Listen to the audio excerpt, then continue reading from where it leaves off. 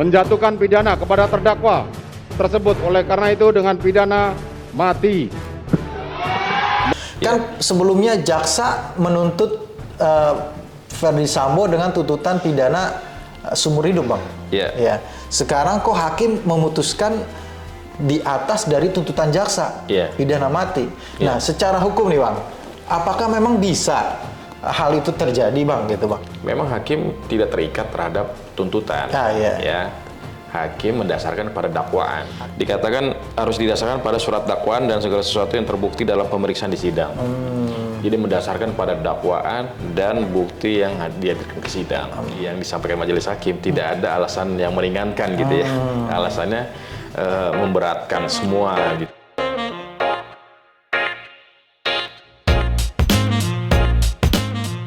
Assalamualaikum warahmatullahi wabarakatuh.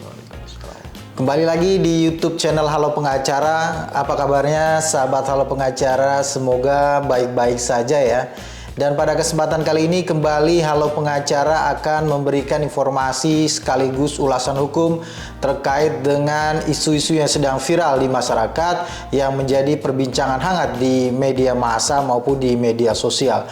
Bersama Bang Nasrullah Nasution, pada hari ini kita akan mengulas sedikit terkait dengan putusan Ferdy Sambo yang hari ini dibacakan, yang putusannya adalah menyatakan Ferdy Sambo bersalah melakukan pembunuhan berencana ya, Bang ya. Kalau secara lengkapnya di sini disebutkan bahwa mengadili menyatakan terdakwa Ferdy Sambo telah terbukti secara sah dan meyakinkan bersalah melakukan tindak pidana turut serta melakukan pembunuhan berencana dan tanpa hak melakukan tindakan yang berakibat sistem elektronik tidak bekerja sebagaimana mestinya yang dilakukan secara bersama-sama, menjatuhkan pidana kepada terdakwa tersebut oleh karena itu dengan pidana mati.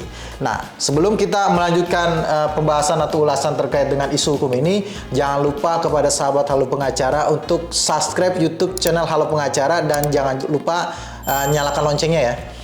Bang Nasrul, hari ini putusan Ferdy Sambo dibacakan dan pidananya adalah pidana mati, Bang. Yang terbukti adalah dua tindak pidana.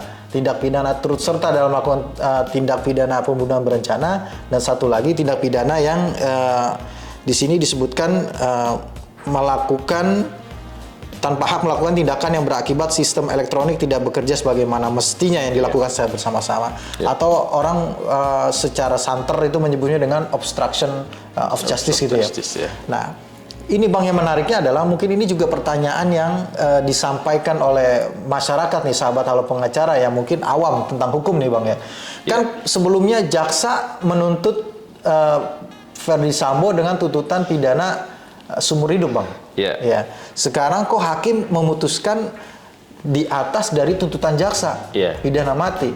Nah, secara hukum nih, Bang, apakah memang bisa hal itu terjadi, Bang, gitu, Bang? Terima kasih Bang Heri ya. Ini masih hangat ya. Vonis tadi itu juga kita tunggu-tunggu dari pagi tadi ya. Vonisnya berapa nih? Publik pasti akan hanya menilai itu ujungnya aja tuh. Iya, ujungnya aja. Ujungnya aja tuh hukuman mati, seumur hidup atau 20 tahun penjara kan kira-kira begitulah. Atau di bawahnya kira-kira. Itu yang ditunggu publik. Tapi menarik adalah ketika bagaimana hakim memberikan putusan pertimbangan hukumnya ya. Akhirnya kena 340. Tapi tadi yang Bang Heri tanyakan, memang hakim tidak terikat terhadap tuntutan. Ya. Hakim mendasarkan pada dakwaan. Hakim tidak terikat pada tuntutan, artinya yang tuntutannya 20 tahun itu tidak terikat. Seumur hidup itu tidak terikat ya. Jadi terikatnya dengan dakwaan.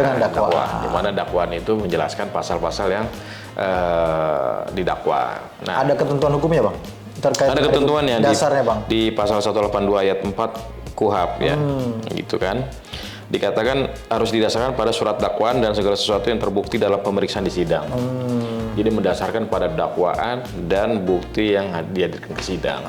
Tapi yang menarik adalah bahwasannya akhirnya publik mendapatkan jawaban. Keadilan itu ya dalam hal ini coba dijabarkan dalam bentuk putusan kan gitu kira-kira Bang ya.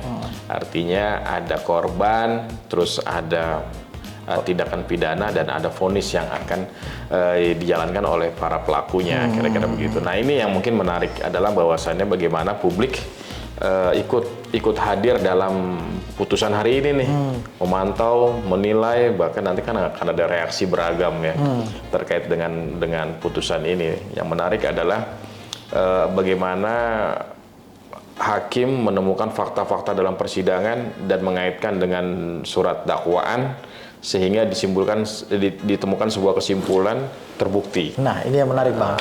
Tadi Abang bilang hakim menemukan bukti-bukti gitu kan terkait pada saat persidangan. Nah, bukti apa yang ditemukan hakim yang kemudian menjadi pertimbangan sehingga putusan hakim tadi kembali putusan hakim lebih tinggi, vonis hakim lebih tinggi daripada tuntutan jaksa? Iya, karena pertama adanya apa namanya permufakatan lah ya untuk melakukan tindakan pidana ini. Dilakukan bersama-sama ya? Dilakukan bersama-sama. Yang kedua, dia posisinya adalah sebagai aparatur penegak hukum.